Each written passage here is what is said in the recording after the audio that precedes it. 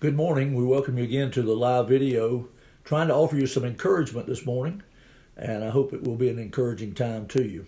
We're continuing to go through dark days.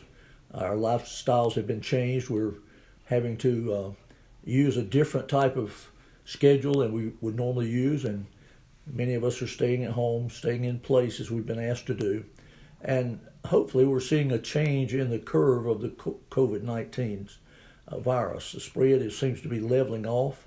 That's good news. That doesn't mean we're past the danger point. You still need to practice the good hygiene, do the things you've been asked to do. But we're certainly glad you're watching today. I trust the video will be a blessing to you. I want to ask you a question this morning. How are you doing in these times?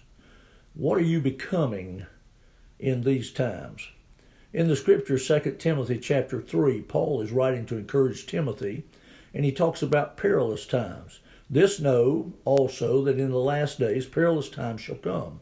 For men shall be lovers of their own selves, covetous, boasters, proud, blasphemers, disobedient to parents, unthankful, unholy, without natural affection, truce breakers, false accusers, incontinent, fierce, despisers of those that are good.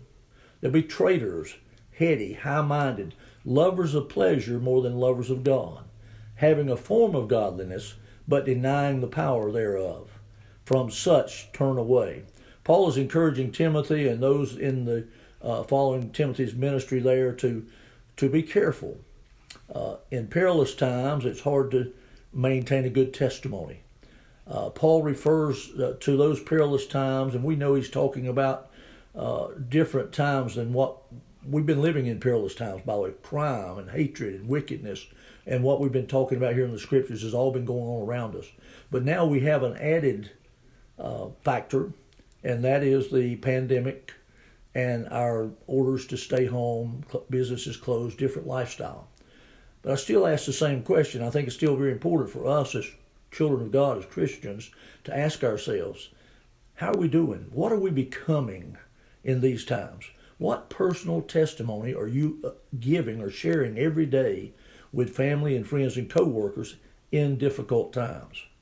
We cannot deny that we're all in the process of becoming. I want to share a quote with you from Dr. A.W. Tozer, well-known Bible teacher and preacher of days gone by. He once said this: "We have already been who we were, and we are now who we are, and we are moving to becoming who we shall be." He said this perturbing thought is not that we are becoming, but what we are becoming. Not that we are moving, but toward what we are moving. Human nature, you may not know this, but human nature does not move on a horizontal plane. We're either ascending or descending, moving by mounting up or sinking down. And the sad truth of this is it's controlled by our loves. Whether the human being travels from one position to another, it is either towards the worst or towards the better. When a human being travels in perilous times, he must be careful about what he's doing and what he's becoming. Here's the truth. We are all in a formative state, and we are being changed into the image of the objects of our love. Now, God has purposed that we should be being changed into becoming more and more like His Son, into the image of Jesus Christ, His Son. And men and women today are molded by their affinities. So if we're in love with Jesus Christ, we are going to be becoming more and more like Him if we're putting Him first in our lives. But if we're not, then we're going to be molded by those other things. Someone has said men and women are being molded by their affinities, shaped by their affections, and powerfully transformed by the artistry of their loves. Give you proof of that. Are you listening? There was a beautiful baby boy born. Oh, he was so pretty.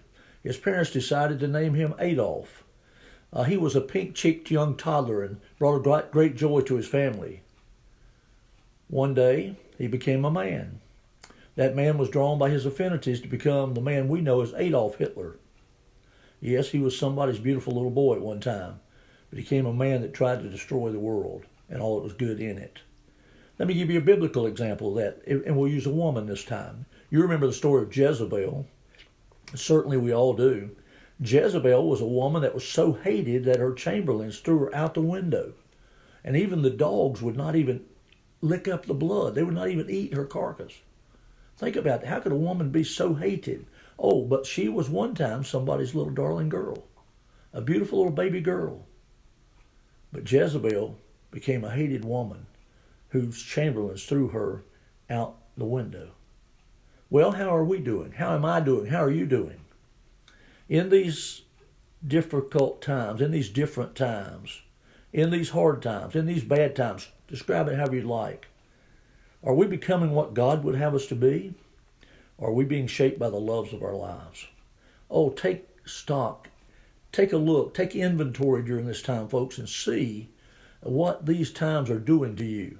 Are they making you become more irritable? Are they making you become a person that is not as easy to get along with? Are you not able to have the loves and the pleasures you wanted, and so therefore you're changing? You will be changed by the affinities of your life. I trust that you are being changed into the image of the Son of God as God would have it, studying His Word more in these times, praying more and seeking God's face in these times, and doing the things that God would have us to do. Men and women, you and me, are molded by our affinities, shaped by our affections, and powerfully transformed by the artistry of our loves. May we love Jesus Christ with all of our hearts and become more and more like Him. Well, God bless you. Have a good day today, and I trust to see you again tomorrow.